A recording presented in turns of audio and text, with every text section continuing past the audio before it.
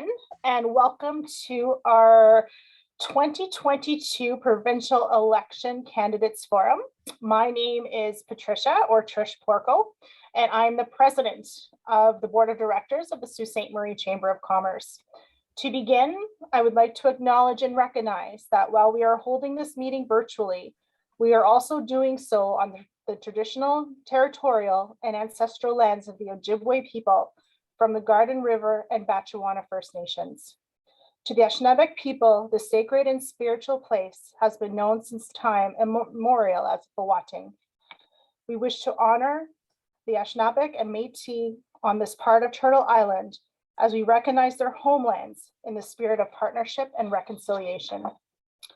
I would like to thank our local candidates for participating and our local media outlets for joining us this evening. We are on a tight schedule, so we are going to move through the questions fairly quickly. However, I would like to run through the format for tonight's event. To begin, all candidates on the ballot for June 2nd election were invited to take part tonight. A question order for the candidates was decided by random draw prior to today's broadcast. Similarly, the questions and their order were finalized before tonight's recording and prior to the candidates' draw. Questions were derived from multiple sources, including a survey of the Sault Ste. Marie Chamber of Commerce membership, the Ontario Chamber of Commerce Vote for Prosperity platform, and the Ontario Chamber of Commerce policy resolutions. Questions this evening will be posed by Rory Ring, CEO of the Sault Ste. Marie Chamber of Commerce. And we will start by allowing each candidate 2 minutes to outline their and their party's election platform. Following the platform presentations, we will move into our question period moderated by myself. Once a question has been posed, each respondent will have 2 minutes to provide their answers and their content. In order to maintain fairness, each new question, a different candidate will respond first. I will note that time constraints may prevent us from being able to pose all the questions that have been prepared or submitted for tonight's event. I would also like to remind of a few ground rules. Interrupting candidates who have the mic, profanity, or any other remarks deemed unacceptable will not be tolerated. At any point, a request may be for a candidate to stay on topic. A demonstrated or repeated failure to stay on topic or any language deemed unacceptable will immediately result in the candidate's mic being muted and may result in the candidate being asked to remove him or herself from the forum. At the end of our forum, each candidate will have a 2-minute opportunity to provide some closing remarks. So to begin, we would like to thank and welcome the candidates who are joining us this evening. We have Naomi Sayers from Independent, Michelle Mcclee Kennedy for the Ontario NDP, and Ross Romano from PC Party of Ontario. We will now open up the mics and allow each of you to have 2 minutes for your opening statement. And we will begin with Naomi Sayers. Thank you everybody for attending and for the invitation as well. I'm an avid supporter of just Chamber of Commerce in general, specifically and locally. I wanted to give just a brief introduction about how I'm excited to be here. One is that my platform is uniquely local, and two, just being an Indigenous woman lawyer from Sault Ste. Marie with my name on the ballot makes me feel really proud just to be here tonight. Thank you. Thank you, Naomi.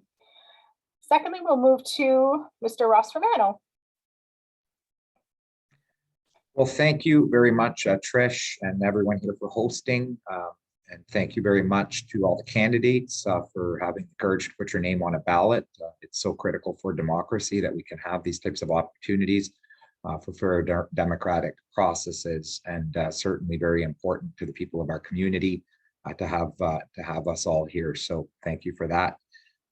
I want to thank all of our viewers for watching, and for everybody in the community for giving me the opportunity to have been your MPP for the last 5 years now. And it's been an honor and an absolute privilege to be a member of our government over these last 4 years, and to have been a cabinet minister in Premier Ford's cabinet over these last 3 years. And I think that when I look back over the last 5 years, over the time that I've spent as your member of provincial parliament, it's really staggering to look back and think of all that we have been able to accomplish over these 5 years. I look back to 5 years ago when our steel plant was 3 years into CCAA.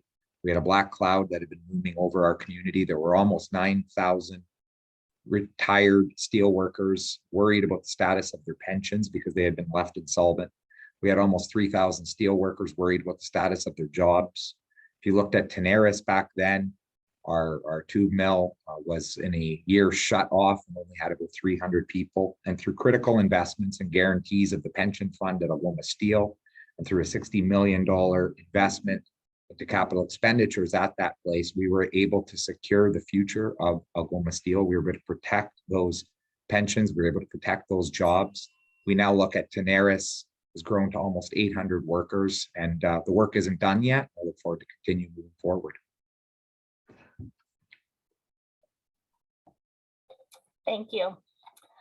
And we also have Mcclee Kennedy. Thank you. So thank you everyone for coming to listen to us tonight. And thank you to the candidates for being here as well. It's nice to see everyone, although I do miss the days of us being in person, but we'll do the best that we can do. So welcome everyone. I'm Mcclee Kennedy. I'm the NDP candidate running in this election. I ran in the last election and came close to beating Ross. He beat me by 414 votes. So we'll see how it goes again this time. At that point, I had said I would run again, and here I am running again to see what we can do in this community and make a change.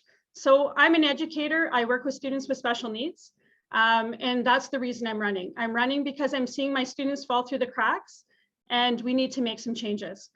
So I'm glad to take the opportunity tonight to talk to you about our platform and how we'll be putting money back into education, make living more affordable in Sault Ste. Marie, and how we'll be there to talk to local constituents about issues that are important to them in the community.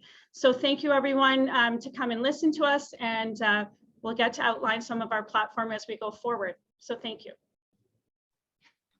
Thank you. And now we will turn it over to Rory and begin our question period of the forum.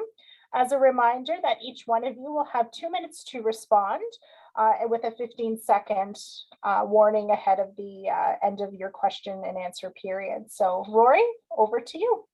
Thank you very much, Trish. Very much appreciated. And just a reminder to folks to speak clearly into the microphone so that we are able to hear your responses. So the first questions order will be Naomi, Ross, and Michelle.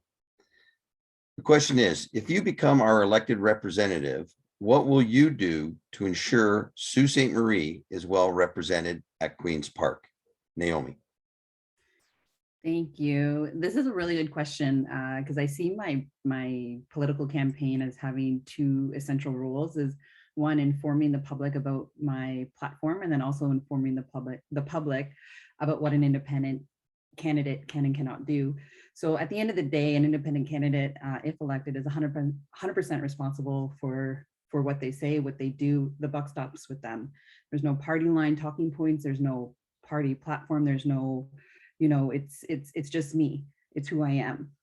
The byproduct of that is that I can advocate on behalf of Sault Ste.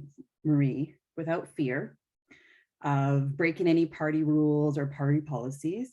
And I can raise issues even if they're difficult or even if they're unpopular, but at the benefit of Sault Ste. Marie citizens. And I think that's what's important here to remember, especially at the time now where citizens are feeling left unheard. Thank you. Thank you. We'll now move to Ross. Well, thank you very much for the question. Again, I think it's important to continue to go on the path that we've already started. If I look back over the last 4 years alone, we've been able to make investments of over $1 billion. That's a billion with a B in Sault Ste. Marie. We've been able to secure the future of Algoma Steel by an investment into an electric arc furnace production there, which is a $750 million upgrade. Through investments at Tenaris, we were able to relocate the Calgary premium threading line to Tenaris. Now Sault Ste. Marie is the hub of Tenaris's Canadian operations, and they've grown from almost 300 employees to nearly 800 employees. We've invested over $10 million into our provincial connecting links. Securing the best roads that we have in the city now are our provincial connecting links, like the Black Road expansion. We've been able to see construction in just about every end of the city. Everywhere you turn, you can see homes being built, new homes being built. You look to the west end and you have a community center, the Twin Pad McMeekin Arena with a walking track. We've been able to secure an $18 million National Indigenous Reconciliation Center at Algoma University.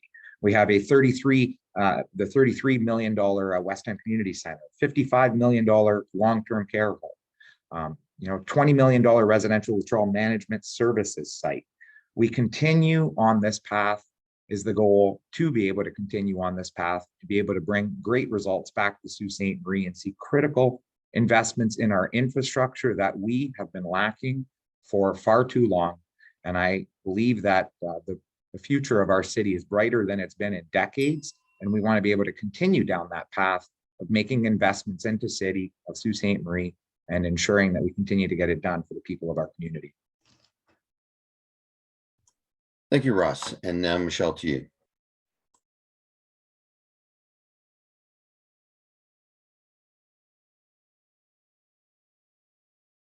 Miss you mute. There we go. Okay, sorry about that. Great question. If I was elected, of course, I would be there to listen to the constituents in Sault Ste. Marie and be the voice for those people.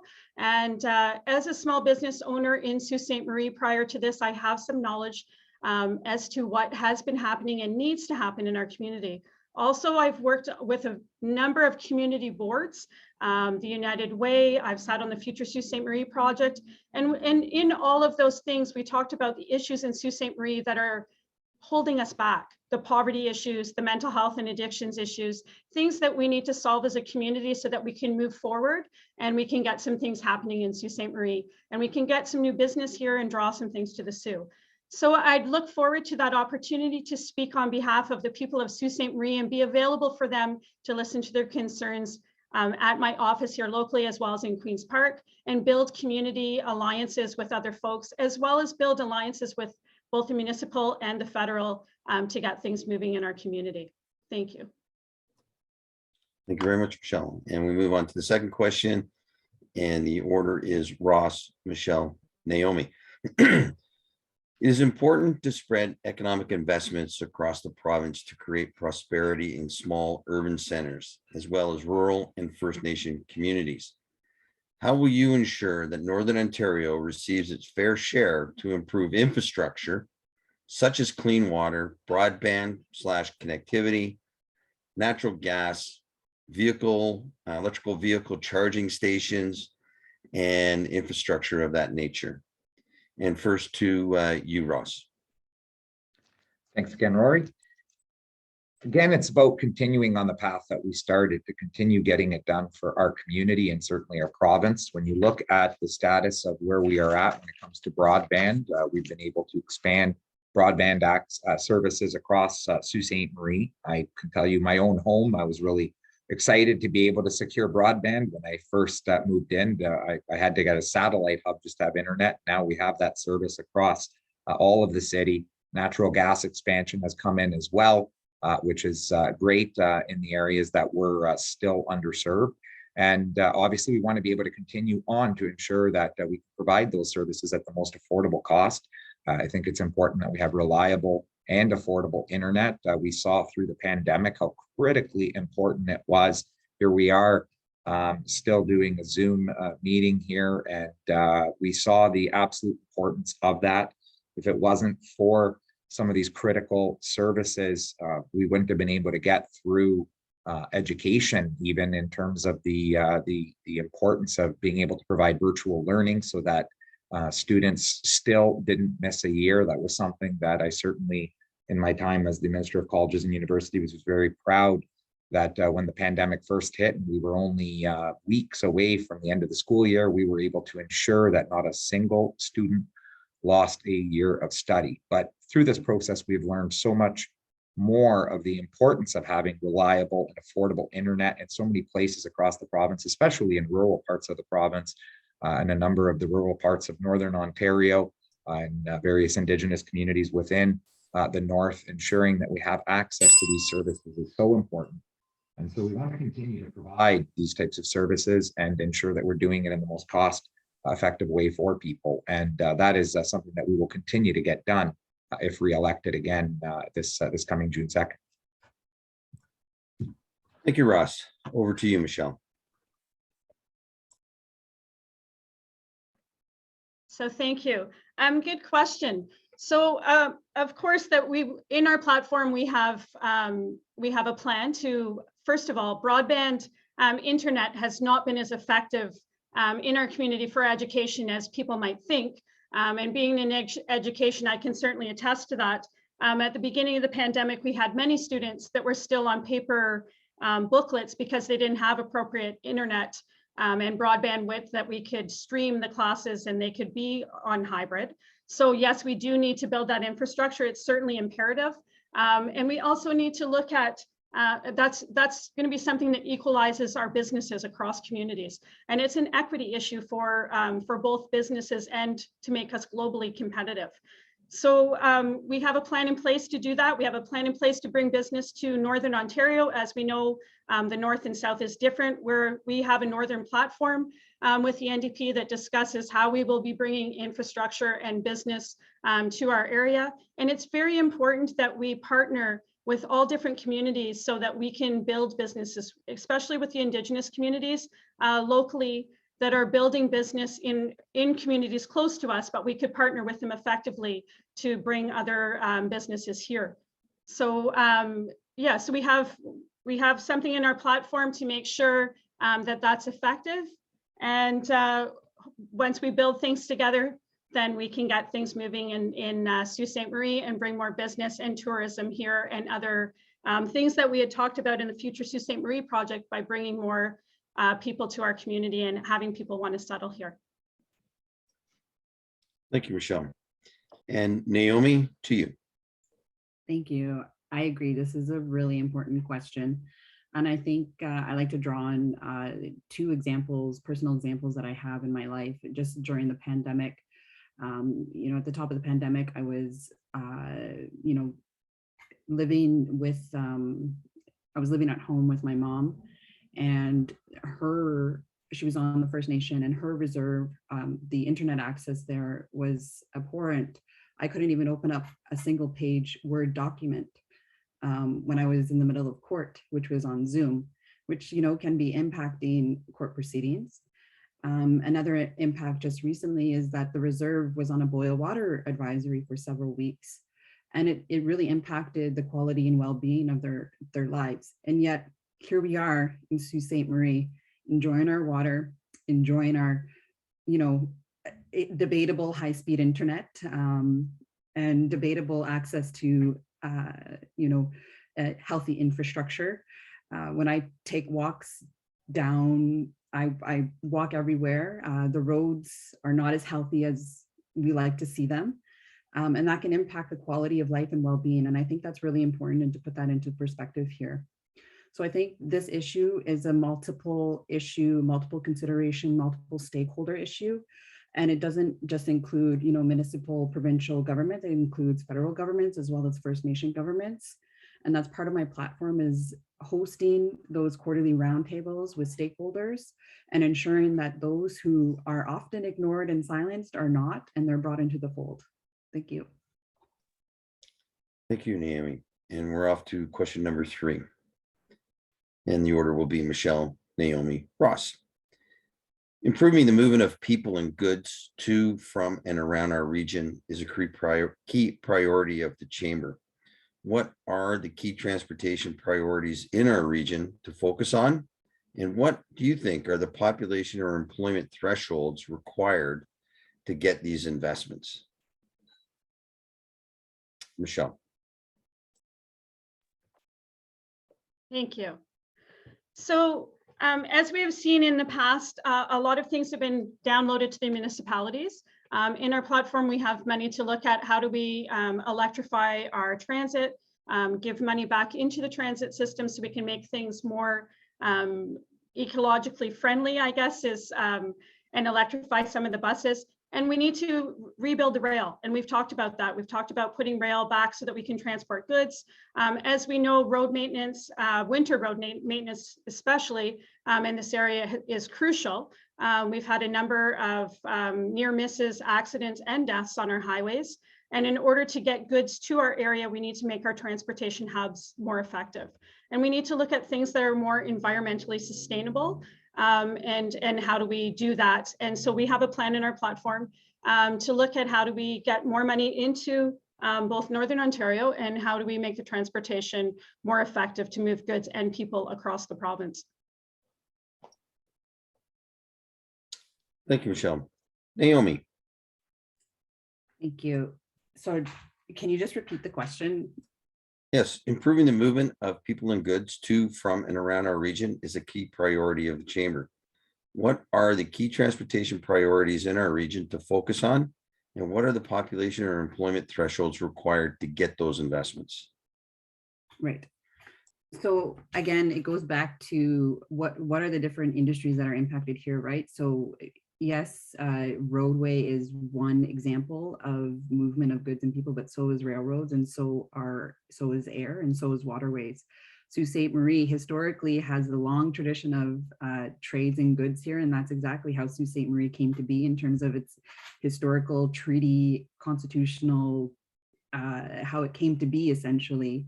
And so I really think that we need to return to those roots as to how do we improve those healthy movements of goods, and how do we advance them in the long run and not just the short term. So for example, a double lane highway may be beneficial. The one example as to where a double lane highway was beneficial is in Garden River. Sadly, we've lost many lives on that single two-lane highway. And then once the double lane highway was built, we did see an improvement in the quality of well-being in our lives in that First Nation, but also seeing an improvement of the traffic flow. So there was an improvement to the infrastructure, but you know, it's minimal. Infrastructure needs to be reasonably assessed, you know, on an annual basis, and stakeholders need to be consulted. Thank you. Thank you, Naomi.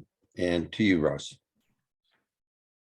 Thank you again. I think it's important to bear in mind the work that our party has been doing and intends to continue doing to rebuild Ontario's economy and to ensure that we're building highways and key pieces of infrastructure across Northern Ontario, because we know that expanding and improving our roads and our highways and our bridges across Northern Ontario is critical. We're the only party with a commitment to spend $641 million specifically on Northern highway improvements. These are absolutely essential to get people to places and get goods to market.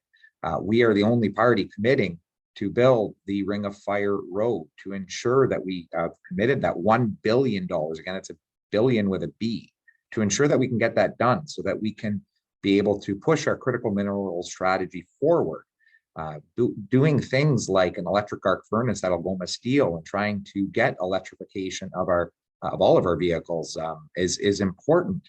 It's important that we also are able to mine the critical minerals we need and get them to where they need to go.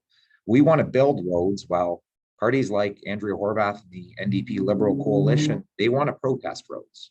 They have no intentions of actually building anything. They continually say no. They talk about wanting to expand these services. They talk about electrification, but they just say no all the time to these things and continually vote against it. So it's important to really distinguish between talking about getting things done and actually getting it done. And I know that we will get it done. Thank you. Thank you, Ross. We'll now move on to question 4, which has, a relationship to that question, which is just addressed, but this more specifically to really how you would see if becoming the elected candidate addressing in particular municipal infrastructure funding shortfalls for Sault Ste. Marie. And these are related, you know, we talk about roadways, we've talked about transportation, we've talked about broadband, but how do you think you can actually get these issues addressed? And the order for this will be Michelle, Ross, and Naomi. Michelle, to you. So first of all, thank you, Rory, for that question. And it's very important that we work collectively with both the municipality and federal. So our plan to do $10 daycare is something that's going to come forward in conjunction with the municipality, and that will save folks locally quite a bit of money, as well as the municipality, because it's one of their major things that's been downloaded. As well as we'll be looking at putting money back into healthcare and hiring more doctors and more PSWs. All of those things add to expenses that get downloaded through the municipality. And we're seeing some great projects that have happened here. The wellness bus is a great example of a service that's done here, but doesn't have enough money to have that service run more hours that it needs to run. So we'll be looking at building things with the municipality, and how do we partner together and work collectively together. And I mean, my work that I've done with the Future Sault Ste. Marie project, and had the opportunity to partner with people from the chamber and partner with people from the municipality on different projects, and my ability with Labor Council to work with other community groups and different unions certainly adds to that experience. So I look forward to the opportunity to help the municipality in discussions about how we can, first of all, put money back into transit. In our platform, we have that we will be giving 50% back into transit so that they can, and that is another download that the municipality has gotten. So there's a lot of things that we can look at and how we can collectively work together to put things forward. And as for the electrifying of the fleet, it's interesting that it wasn't said that the Ford government had taken the electric charging stations out, and now they're going to be putting them back in. So, I mean, that was certainly some money that was misspent possibly, but it certainly needs to have charging stations put back in, so we can look at how do we better serve our communities. And we need to look at, you know, other options for folks for driving.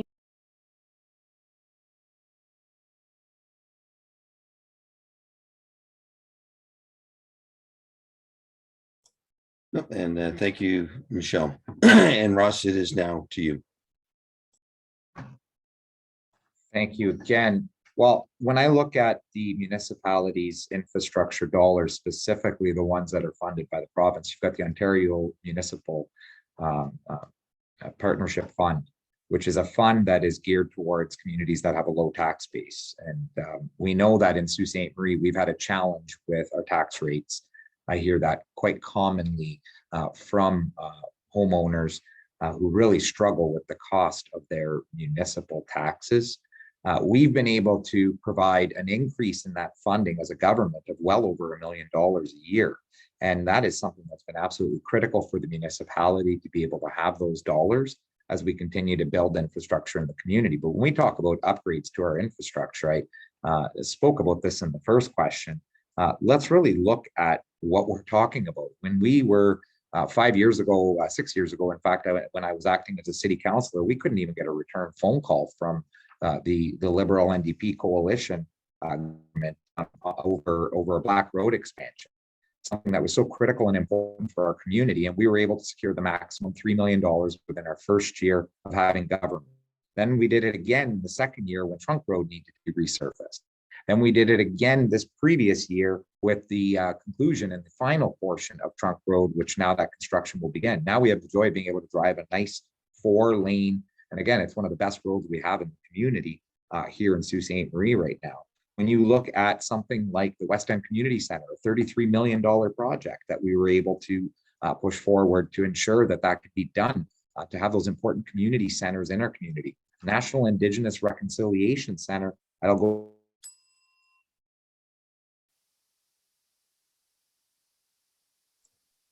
Oh, Ross, we lost you there.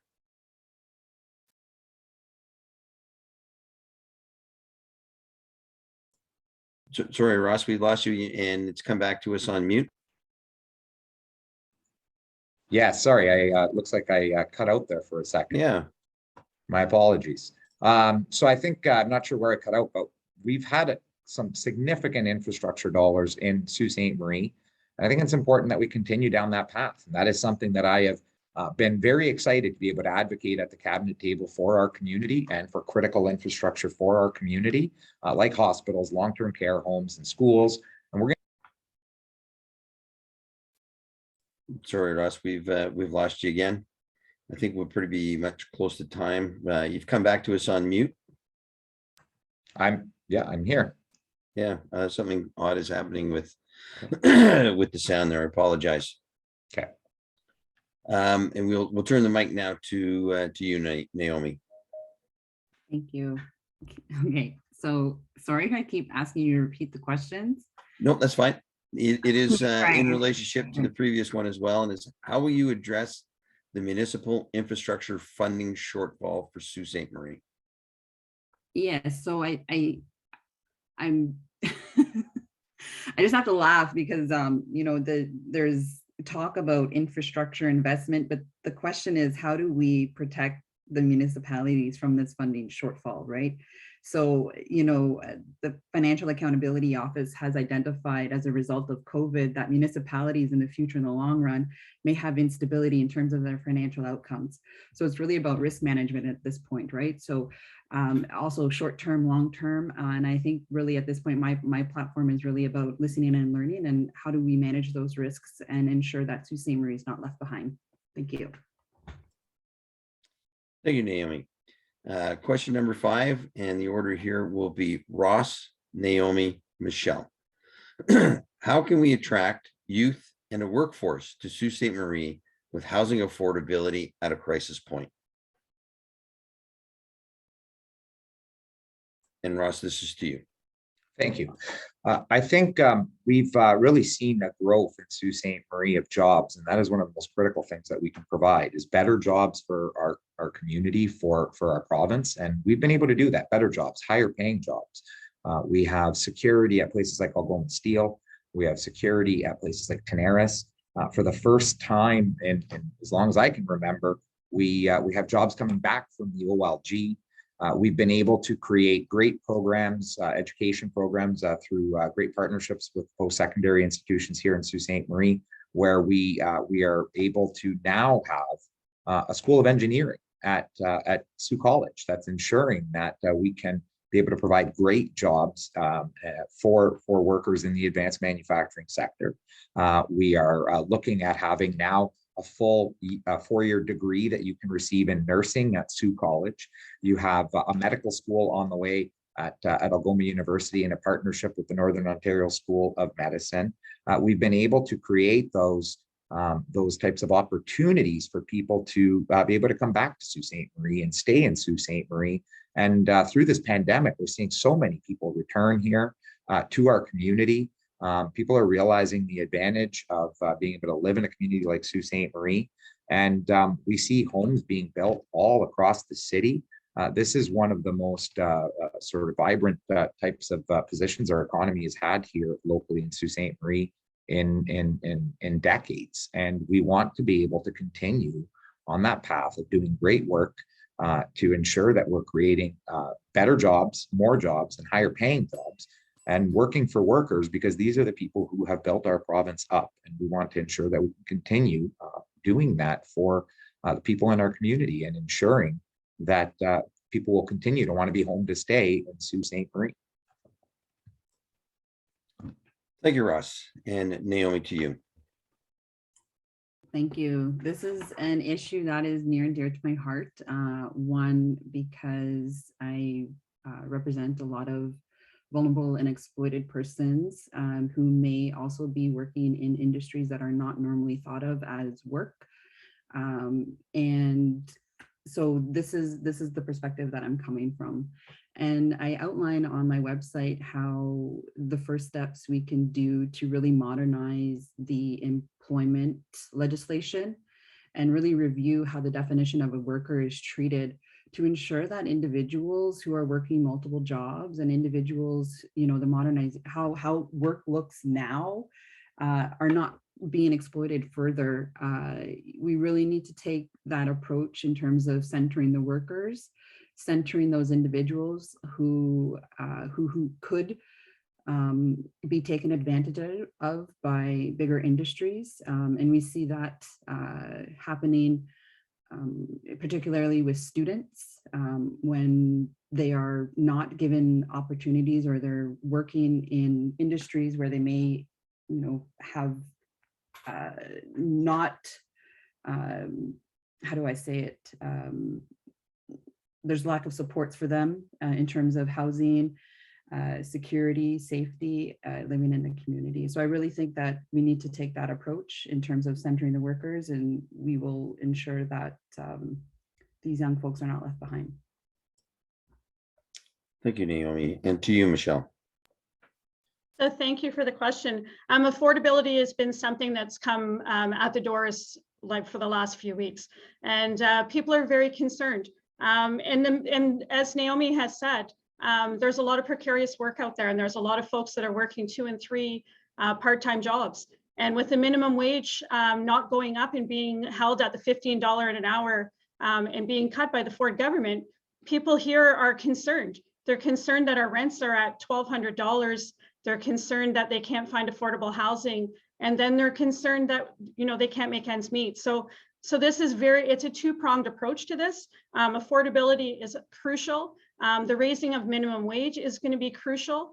And we have in our platform, we talk about affordable housing and not just building new builds, because that's not how you get into the housing market. You don't get into the housing market buying a brand new house. We need to have rents that are affordable. We need to have co-op housing built. We need to have housing that seniors can go in, people on disability. We need all kinds of accessible, affordable houses. And the granny flats that, and laneway housing, we need houses that are going to be affordable at a price point that people can get in. And we also need to look at how do we get jobs that are full-time jobs, and so that people are not working 2 and 3 part-time jobs to try and make things come together. So, all of that is going to be crucial. And in our platform, we have a plan to look at the affordability of housing. We had a plan to look at how do we get people working one job and have an affordable wage that they can make ends meet, so that people are not trying to scramble to figure out what they're going to do. And even just the minimum wage, that's $6,000 that came out of folks' pockets by not having that minimum wage raised when it was talked about. So that's something that certainly folks are concerned about. And I've been hearing it constantly over the last few weeks. So thank you. Thank you, Michelle. We're going to move on to question number 6. Is a little bit more of a lengthy one, but the order here will be Naomi, Michelle, Ross. The Chamber Network, representing over 150 chambers, has voted unanimously for municipal property tax reform, as well as eliminating a province-wide municipal land transfer tax effort that's being promoted by municipalities. That this will effectively remove billions of dollars from the economy and have severe effects on job sustainability, housing affordability, and economic recovery. If elected, how will you support municipal property tax reform, and how you will protect the economy, jobs, and housing affordability by eliminating the expansion of municipal land transfer taxes? And if you need some clarification, please ask. I know it's a rather lengthy one. Yes, I didn't mean to smile, laugh when you said this is a lengthy question. I think they're all really great, thoughtful questions. So I'll do my best to answer it. But in terms of this, I really build on my experience as a real estate lawyer. One, both being in-house at a major corporation, and 2, being a real estate lawyer and helping people buy homes. So I have a real deep understanding of how the issues play out, not only at a municipal level, provincial level, but also a residential level. In terms of, these land transfer taxes, we don't often have conversations about them and how they impact housing affordability. the chamber 150 member networks is absolutely correct. It does impact housing affordability, and it requires a collaborative approach in terms of addressing this issue. So what is best for residential owners and what is, or new homeowners, and also but what is best for municipalities? You know, how do we address real property assessments? How do we address you know, the impacts on commercial residential and home residential? And I think that's what it really takes, is a multi-stakeholder collaborative approach at the end of the day. Thank you, Naomi. And we move to you, Michelle.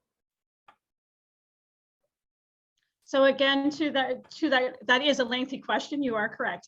To that though, the affordability piece is key, and we need to get people into homes. We need to get people into affordable homes, and so we have to look at how do we work with the municipalities to build townhouses, co-op housing, fix. And in our Green New Democratic Deal, we talk about how do we fix and retrofit existing housing, and how do we make that more affordable, and all those things help people make ends meet. The project that we have here that's already going on with buying houses and having them fixed up by people in the community that Luc Dufour and DSAB is doing is an awesome project here in the Soo, looking at training people to help. And Habitat is another example of how people, you know, they just feel a sense of accomplishment working on their own house, and the same thing. So we need to look at how do we work with municipalities for affordability and getting houses that are at a lower price point that people can get in and make ends meet. Thank you, Michelle. And to you, Ross. Thank you. I want to start off by just correcting something from earlier. There was a reference by the NDP candidate about the cost of minimum wage. And I think everybody here in the chamber, certainly of commerce, knows that we increased the minimum wage by 8%. And certainly that was something that our government did. Moving forward, we believe affordability is an absolute important issue. I think the candidate also referenced the Affordable Home Ownership Program that I was very proud to work very closely with Councillor Luc Dufour on.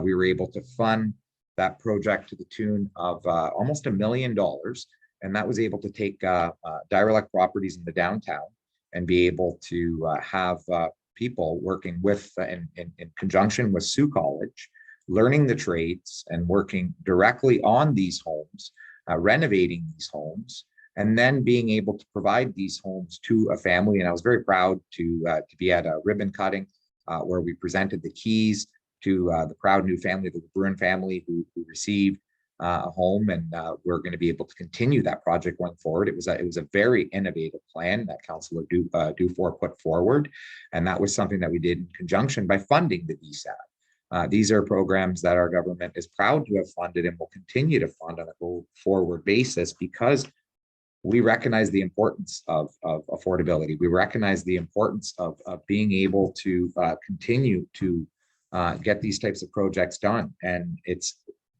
really a testament to the importance of having a seat at the table, being able to be at the cabinet table and being able to pick up the phone and call the Minister of Municipal Affairs, Steve Clark, and say, Steve, I've got a great idea on a project. And not only were we able to get the funding, but I was able to bring Minister Clark right to that project, and we toured that site before it was even built. And we made that announcement together at Sault College.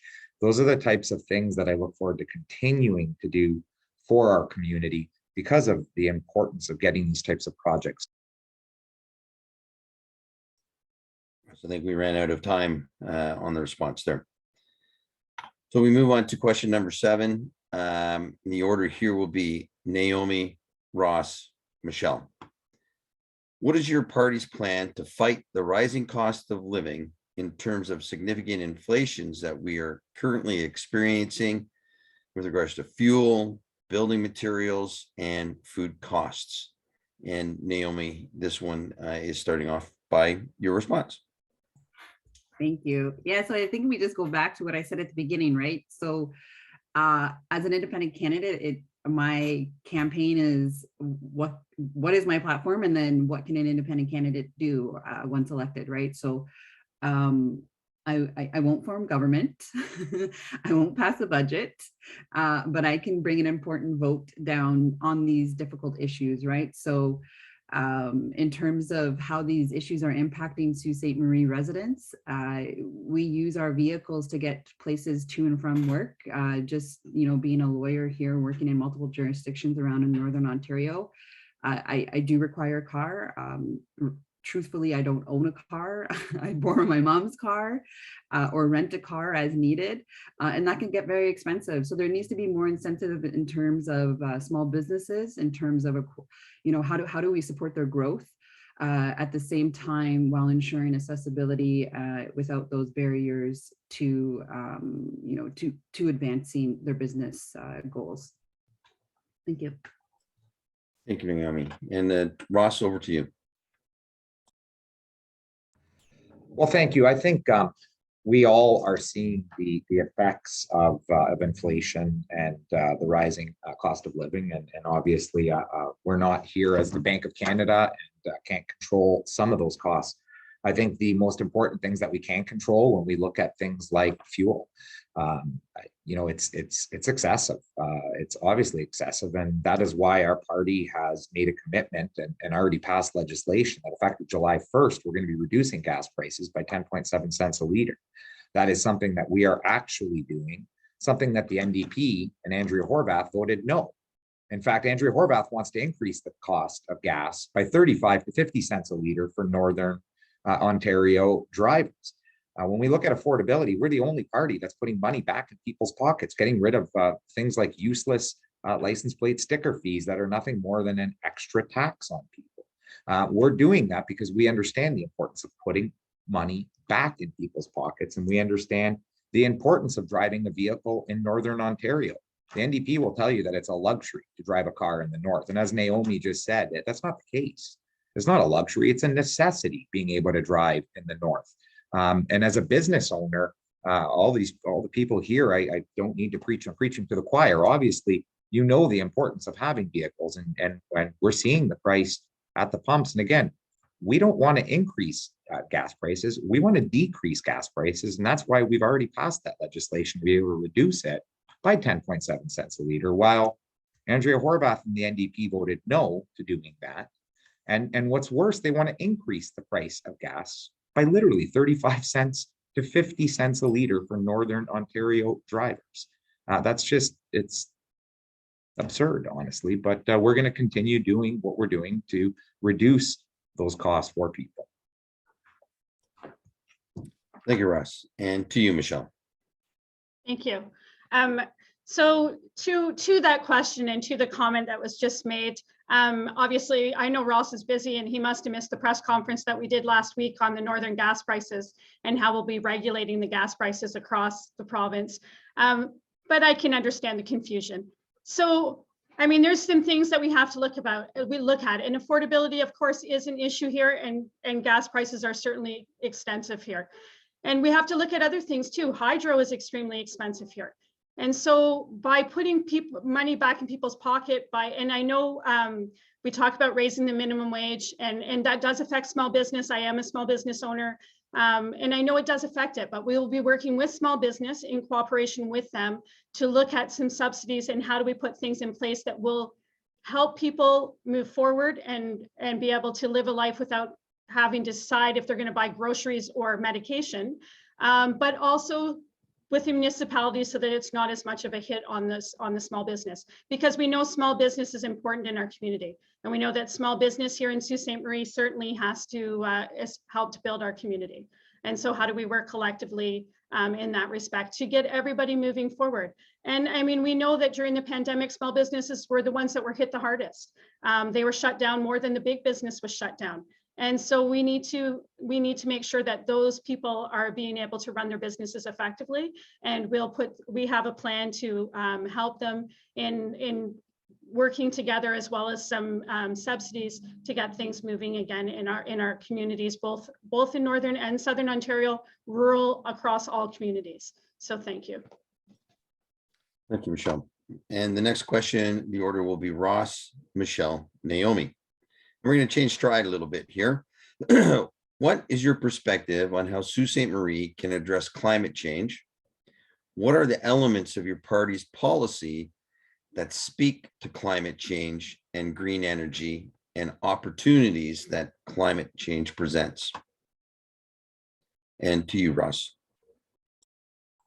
Well, again, just to correct on the last question, again, I actually was able to hear about the NDP's announcement about the regulation of gas prices, and I thought it was yet another example of a party that says one thing and yet does something completely different. Again, voted no to reduce gas prices, but then talks about regulating an economy that they can't regulate at a provincial level because it's actually not within provincial jurisdiction to be able to do that.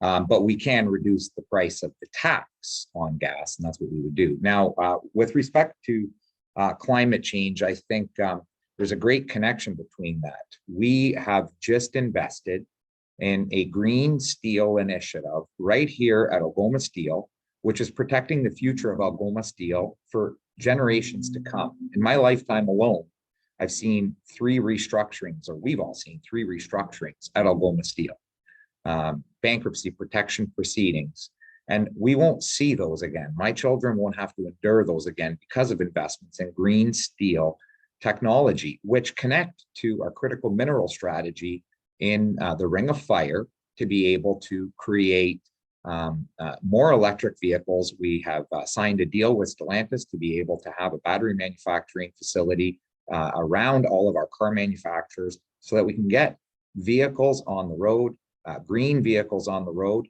And just alone with our green steel initiative, we're reducing our carbon footprint and our emissions dramatically in excess of the Paris targets. So we're going to continue to get it done for the people of this province and ensure that by making in critical investments like places like Algoma Steel, we're not only reducing our emissions, but we're securing the future of our community for generations to come. Thank you, Ross. And over to you, Michelle. Thank you. So in our platform, we have the Green New Democratic Deal, which looks at how we will be investing in the environment, retrofitting buildings. We have a new Green Corp, which is a student-led initiative for students to get credit to go to school, as well as work planting trees, doing water projects and different things for the environment. And so we have quite an extensive deal, and I'm quite proud of it actually, because there's things in there that will help business as well reduce their footprint. And as we all know, the environment is very important. As Naomi had said earlier, there's no reason that every community in Ontario shouldn't have clean water. And there's still a number of boil water advisories, and we need to look at how we treat the environment. We need to make sure that if we build any new industry, that it's going to be environmentally sustainable. And we need to make sure that all the safety parameters that should be in place will be in place to make sure that whatever we build will be safe. And the electric arc furnace will certainly reduce this and make it green steel. However, we also have to look at the offsetting of how we retrain those folks that could be possibly offset from those jobs, the job losses that are going to be part of Algoma Steel. And so how do we, and we have a plan to help retrain folks that are in the gas and oil sectors that may lose some of their positions due to the greening of things. And also, I mean, what do we do with, how do we make sure that things are sustainable as far as we need to invest in solar, we need to invest in wind, we need to invest in a lot of different factors so that there's a lot of things that can be put in play, because not every type of green energy is going to work. So our Green New Democratic Deal certainly outlines the effectiveness and where we'll be doing things and how we can meet our zero by 2050. Thank you, Michelle. And to you, Naomi. Thank you.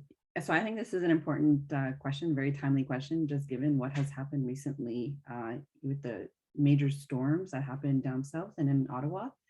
What we saw from that was damage to infrastructure, particularly electricity infrastructure. And that's what's really at risk here. When you are walking around Sault Ste. Marie and you see how buildings, homes, and our community is powered, it's powered by these electricity lines. So we are at risk of also being in the same predicament with the increase of storms as a result of climate change. So we really need to focus on our risks now and into the future, but also consulting and reviewing legislation in terms of how we can increase innovation in terms of energy production, but also energy generation. So energy generation can also be done at the individual level. And how do we monitor that, and how do we ensure that it is best fit for the community? Thank you. Thank you, Naomi. Moving on, and somewhat related to that question, if elected, how will you support jobs in the natural resource sector while fulfilling your climate change policy? And the order here is Michelle, Naomi, Ross. So to you, Michelle, first. All right, thank you. So as I had stated in the last question, we need to do things environmentally sustainable. We also need to do it by working in conjunction with all the communities that are affected. So we need to be partnering with the First Nations. We need to work with all those communities that are going to be affected by the mining and the minerals or whatever is going to be taking place. And we also need to put the environment back to what it was before we started that process. And we have a plan in place to look at how do we regreen the area that we're already mining, and how do we get a plan together with those communities, and so that everyone gains from the deal, so that everyone gains from the situation, and that all the environment and all of the communities have a stake in it. And I'll leave it there. Thanks. Thank you, Michelle. To you, Naomi. Thanks. Can you repeat the question? Yes, if elected, how will you support jobs in the natural resource sector while fulfilling your climate change policy? Oops, I muted myself. Yes. So in terms of, my platform, it just focuses, again, it's this uniquely local approach. And here in Sault Ste. Marie, we have expansive programs that are keen on developing, in the environment, natural resource sector. So those are the individuals and stakeholders that need to be at the center of these discussions. And in terms of climate change, absolutely needs to be sustainable, and absolutely we need to look at the risks and now and into the future. And just like I said in the last answer, this recent storm that just happened, that's the real risk here. The increase in storms, the increase in risk to damage to our infrastructure. I don't know how we cannot address that ASAP, and it needs to be done with a community approach. Thank you. Thank you. Ross, to you. Thanks again. This is an important question to Northern Ontarians. Absolutely. And it's interesting when you hear the NDP, specifically their leader, Andrea Horvath, and Andrea is against development of the Ring of Fire. Andrea is against development of mines. Our party is out there opening mines. Our party actually has a critical mineral strategy. Our party wants to build the Ring of Fire road. And again, the NDP is more interested in protesting roads, protesting mines, than developing any of these things. These are things that we recognize are absolutely critical. When I hear our premier speak, he in fact says, cities like Toronto were built because of the minerals in the ground in Northern Ontario. And our entire province is built because of our critical resources that we have. And being able to ensure we have an end-to-end supply chain that relies on a critical mineral strategy, relies on the ability to have battery manufacturers come into our province, make green vehicles in our province, be able to make green steel in our province. These are the types of initiatives that are going to get our economy moving forward, rebuild our economy, and ensure that we have better jobs and be able to have that end-to-end supply chain that is so critical and that we saw as being so incredibly important during this pandemic. It is a good thing that we all know that Premier Doug Ford is going to continue to be the Premier on June 3rd, so that we could see these initiatives move forward for Northern Ontario and all of Ontario. I think that it's absolutely imperative that we have an opportunity to continue as a community to be a part of that discussion and to continue to see those investments come to our community that are securing places like Algoma Steel so that we can be a critical part of that end-to-end supply chain here in Sault Ste. Marie. Thank you. Thank you, Russ. And then we'll move on to the order of Michelle, Ross, Naomi. And switching gears a little bit here again, but still related. How will you encourage Indigenous entrepreneurial development and workforce participation and training? And that is to you first, Michelle. Thank you for that question. So it's imperative that we work with the Indigenous communities so that they can, and we work in a partnership with them. And so to the comment of building the ring of fire, we need to work with those nations, and we need to work collectively with them to build infrastructure, to build roads. And it is in our platform to work collectively so that everyone gains that opportunity. And there's communities here. I was just talking to a gentleman the other day. There's an Indigenous business locally, in Manitoulin, and they're looking at how do they provide service, and if they want to come and bring a business here and what has to be done. So we need to have those conversations as to how do we build infrastructure and training. And we have a platform that looks at how do we train young folks to go into the trades, how do we offer opportunities, how do we build community with putting money into those kind of programs. But we need to work collectively together and build our communities together. And we need to also have transparency in bids and transparency in things that we buy and purchase. So that's something that's going to be imperative. And it's something that has to be, it certainly adds to the businesses in the community and getting people to come here. But it's absolutely imperative to work with the Indigenous population to build community alliances and build businesses here locally. Thank you, Michelle. And to you, Ross. Well, thank you again.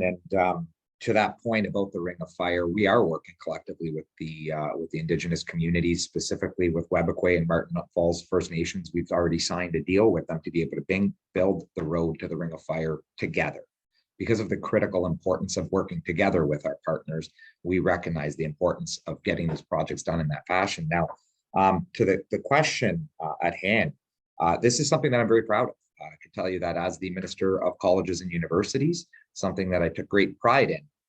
I noted early days in the ministry, it was shocking to me that Indigenous communities were left behind in post-secondary by the former Liberal NDP coalition in a huge way. They didn't have access. Indigenous students did not have access to the Indigenous Students Travel Grant. And we made sure to level the playing field for Indigenous students across the province by providing that. But even more critical, it was shocking to me that Indigenous students were not eligible to receive OSAP. We leveled that playing field, and I made sure that we got that done. And I was proud to bring that to the cabinet table for Indigenous students across all of Ontario. And we now have Indigenous institutes in Ontario, like our SKG institution right here in Sault Ste. Marie. Now students at that institution can collect OSAP. And also very critical, something that worked so well with communities across the north, was ensuring that a school like Algoma University right here in Sault Ste. Marie was able to offer virtual degrees.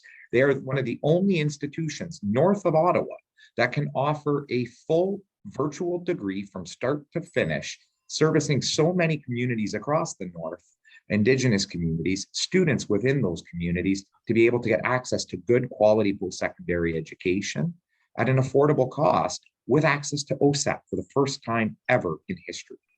That is something that I was very, very proud to be able to move forward.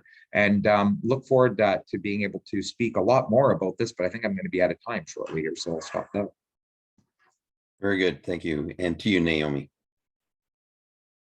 Thank you. So I am very proud to say that as a small business owner, I have a really deep understanding as to how different policies from different levels of government may impact a First Nations business, but also in terms of where opportunities are for growth. So one opportunity that we do not talk about as municipality, citizens, engagement of businesses is procurement. My experience in that area is fascinating because to say the least, I actually do love procurement law. And I find it sad that Indigenous businesses are often left out of procurement approaches in terms of ensuring their success and sustainability.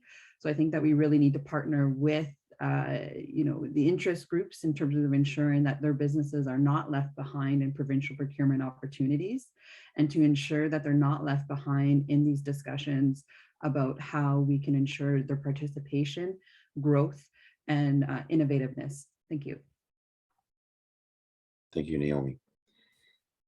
And switching gears now, once again, the order being Ross, Naomi, Michelle. How will your party prioritize the mental health and addiction crisis? Well, thank you. Definitely something very near and dear to my heart, and something that we've worked very hard as a government on, and something that I take great pride in the work that we've done. But there's so much more to do in this area. Certainly within Northern Ontario, we see such a tremendous challenge with mental health and addictions.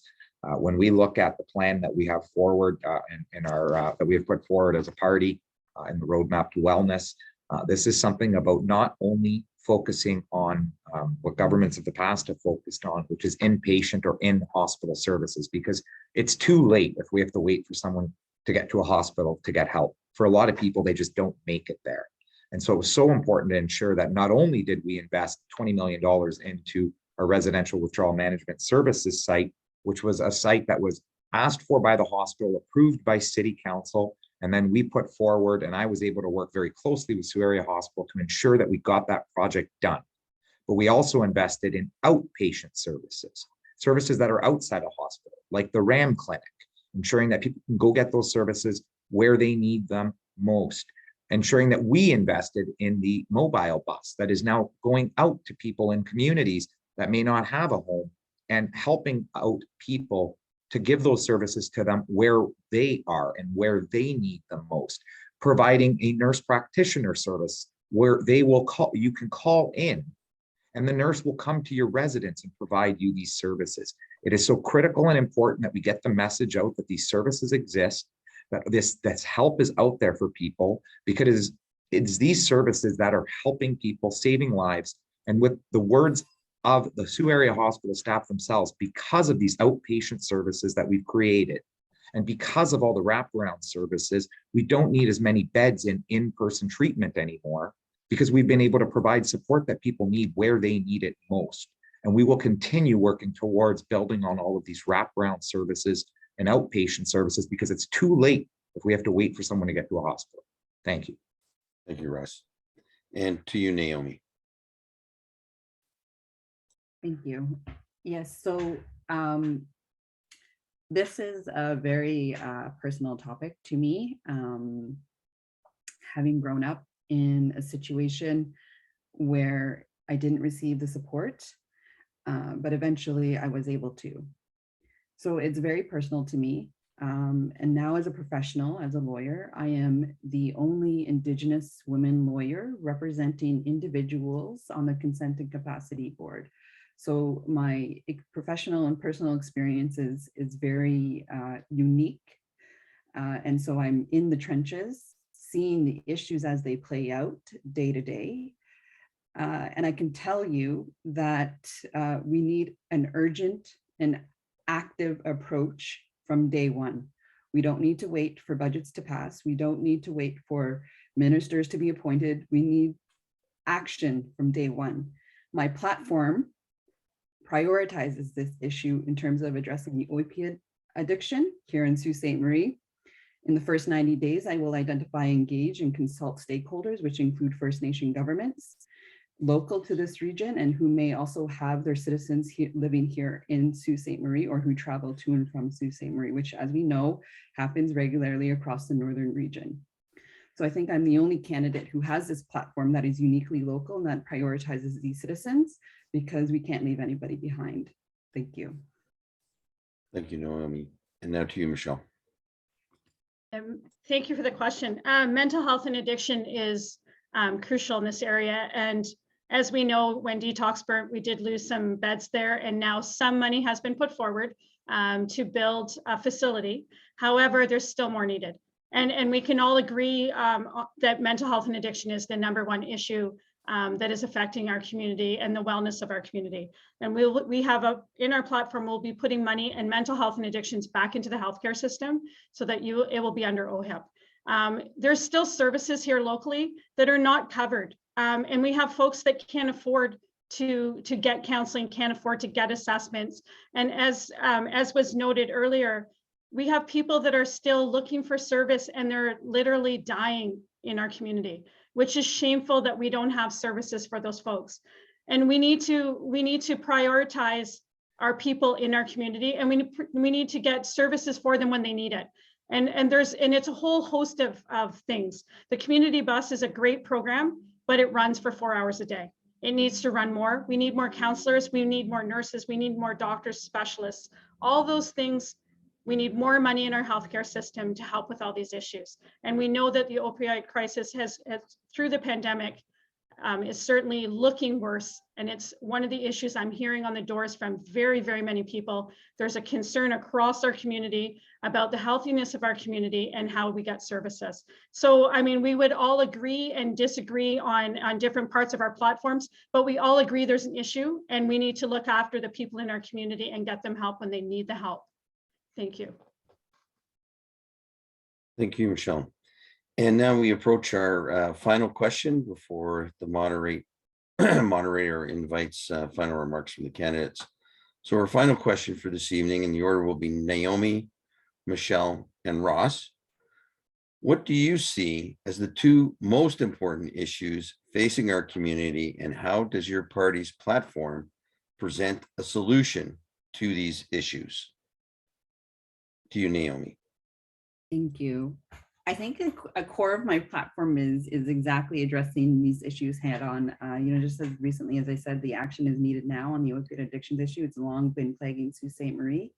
And then in terms of addressing other stakeholders in the city and other industries, hosting quarterly roundtables, people have been feeling left unheard, left ignored, left dismissed, and left out of policy making. And we need to bring that Sault Ste. Marie voice back down to legislature, and also bringing issues that are potentially impacting or coming down the pipeline, impacting Sault Ste. Marie back from the legislature to the city. And I think that's the core here that really my platform addresses. Thank you. Thank you, Naomi. And then we move on to Michelle. So affordability and healthcare are going to be the #1 issues that are in our community. We have healthy folks, and we have people that can get the services when required. We can attract specialists to our community by putting money back into healthcare. The affordability piece allows people to participate in our community with affordable daycare, with affordable housing, just putting money back into services and investing in our community, investing in the people, and putting people back over profits. For too long, we've seen profits and people are second, and we can't have that. We need to start investing in our communities so that people who have money in our community purchase in our community. People that, if you work a minimum wage job and you live in our community, you spend money in our community because you don't travel as much as other folks. So we need to make it affordable for people to make ends meet and be able to live a life and have affordable and housing, by putting money back into mental health and addictions through OHIP, by our affordable pharmacare program, those things all put money back in people's pockets, and those things allow people to have more money to spend on other things that they'll do in our community. And then people feel engaged. And as Naomi had said, people do feel unheard. And we're hearing that at the doors, that people want to have that opportunity to talk. And so that's an opportunity for all of us to listen to what's happening in our community and build off the things that people are talking about. And that's what we're there for. That's why we're the voice going to Queen's Park. We're there to talk to people, listen to their concerns, and be able to help with the concerns and make them feel heard. And I think that that's what we need to get back to. Thank you. Thank you, Michelle. And now to you, Ross. Well, really, this comes down to resolving our issues that we have in terms of rebuilding our economy, ensuring that things are more affordable, ensuring that we have access to the health we need. When you just look at the experience we had coming out of this pandemic.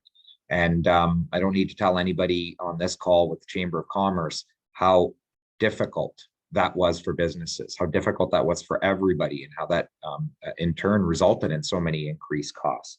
We were literally left with a stockpile of masks as a province by the former government. The legacy of the former Liberal NDP coalition was being left with rotting masks on shelves.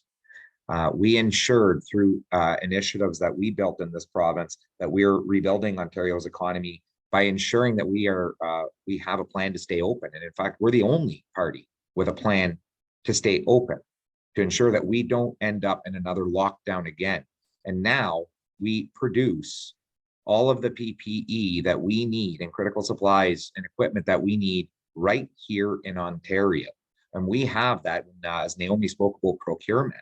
I was very proud to be a part of that and to be integral in ensuring that never again will Ontario ever be beholden to any other jurisdiction in the world when it comes to ensuring that we have the critical supplies, health supplies that we need in our province. And we are the only party that is standing shoulder to shoulder with the workers who are building our province to ensure that they have access to good jobs, better jobs, to be able to continue to rebuild our economy, and to ensure that we are doing things like building key infrastructure, roads, putting money back in people's pockets by reducing unnecessary fees, reducing the cost of gas, not increasing the cost of gas at 35 cents a liter like the NDP wants to do.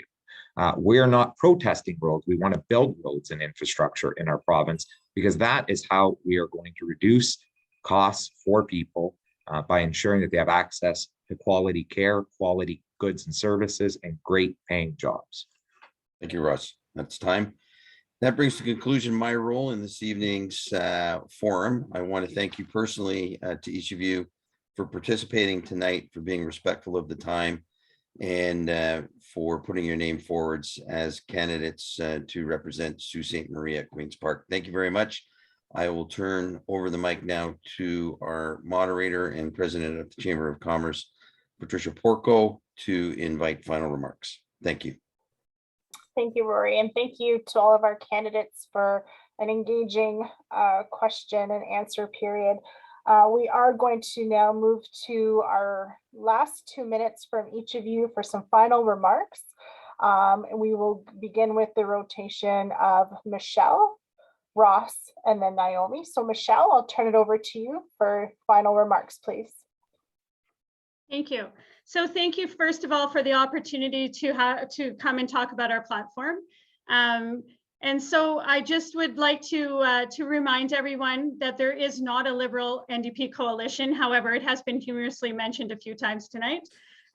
We do have a platform. It is costed. It is online. You're welcome to look at it. If you have any questions, please reach out to me, and I will answer any questions that you have.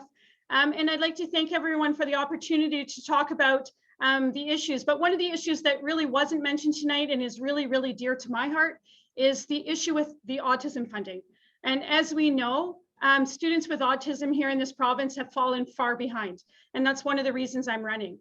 We started out with services here in Sault Ste. Marie, but when the wait list was changed, we now have 50,000 people on the wait list waiting for service. Parents can't afford for an assessment. They were given money that they were supposed to procure their own services. However, the services left Sault Ste. Marie. And so now we're seeing those parents trying to find service for their young people. And I've heard that on the door a few times. We need to invest back in people. And I'll say it repeatedly. Education is the key thing that we need to get moving in across our province.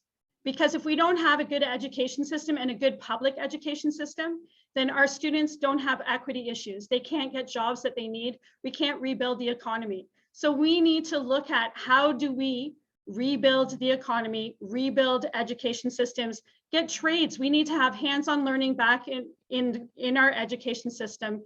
And for those parents, we need to have services that are appropriate for their kids. And we need to have services for all kids. We need to look at how do we rebuild public services and keep public money public. So on June 2nd, please vote Michelle Mcclee Kennedy. I have the longest name on the ballot. And please reach out to me if you have any questions or concerns going forward.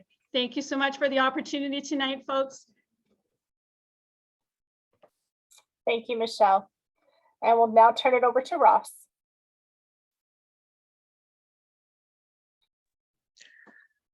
Well, thank you, everyone, for joining us tonight. Thank you to the Chamber for organizing this event. Again, thank you to all the candidates for having the courage to put your name on a ballot. I know it's not easy, and certainly it's very tough on all of us and our families.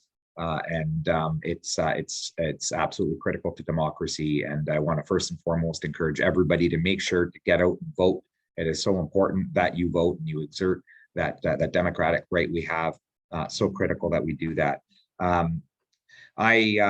was watching the news briefly earlier tonight, and I saw CTV project that a week out, it seems all but obvious at this point that Doug Ford's going to be our premier on June 3rd. And I really hope to have the opportunity to again join our premier as your MPP and have that seat at the table that we have enjoyed over the last 4 years here for Sault Ste. Marie. Premier Ford, as we saw over the course of the pandemic, I thought has really shown how he navigates as a leader and how he's been a leader for Team Ontario. And I want to be able to join him again and continue to work for the people of our community at getting it done for our city. While other people are complaining or looking at taking us back to the past, it is only Premier Ford and the Ontario PC government that has been able to get it done for us and our families. We've been building new homes, roads, highways. We're giving people breaks, putting more money back in your pocket. We're creating new and better jobs and keeping Ontario open. We're rebuilding Ontario's economy, investing in clean steel and manufacturing. A plan to open the Ring of Fire and connect Northern Ontario communities and their minerals to future electric vehicles and batteries. We're supporting jobs in mining, forestry, and natural resources. We're working for workers, standing shoulder to shoulder with them, allowing colleges to grant 3-year degrees and increasing the minimum wage. We're spending $641 million on building highways and key infrastructure like roads and bridges across Northern Ontario. We're keeping costs down by lowering gas taxes.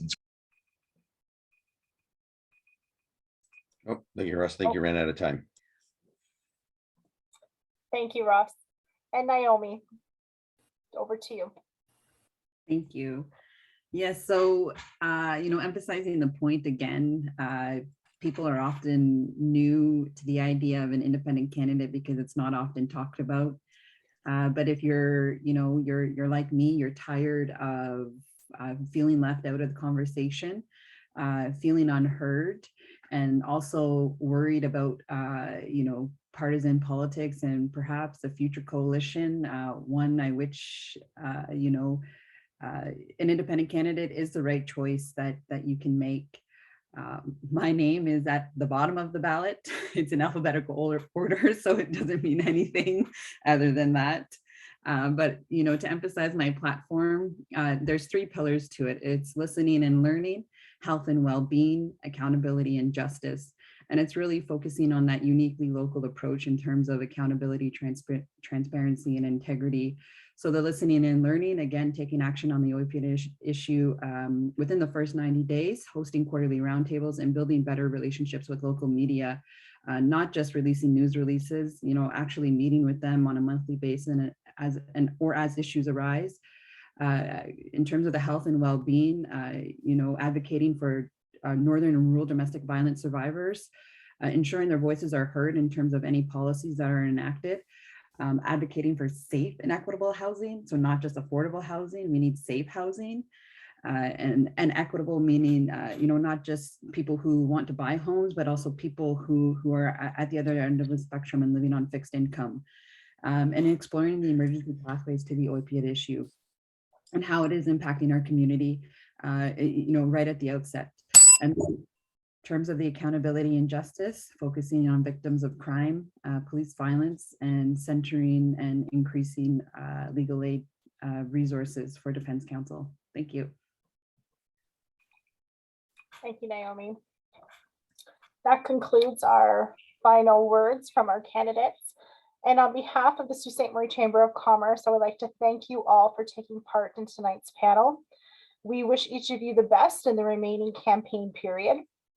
Regardless of the outcome, we should thank each of you for your willingly committing to take up representation for our community at Queen's Park. We know that this was a decision that each of you weighed carefully before assuming your candidacy. Lastly, we would like to thank everyone viewing at home for joining us. We hope that this discussion has helped better inform you about each of our candidates and their respective platforms. Ontario faces some significant challenges right now and in the few years ahead, but make no mistake, we also have no shortage of opportunities ahead of us. We encourage you to exercise your right to have a voice and be heard, and make sure you take part in the election process on June the 2nd. Thank you everyone for being here this evening. This wraps up our event tonight. We wish you all the best and thank you very much. Take care.